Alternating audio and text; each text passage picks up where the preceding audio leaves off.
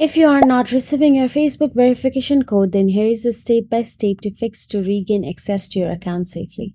First of all, check the basic.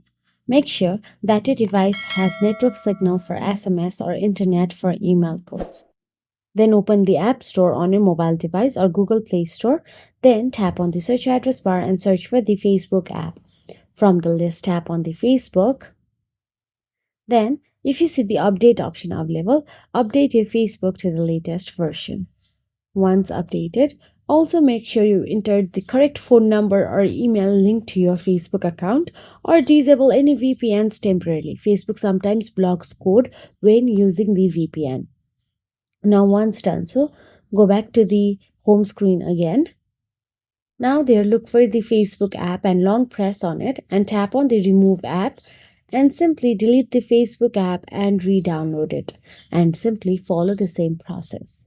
And that is it. If you found this video helpful, please like, share and subscribe our channel, and thank you so much for watching.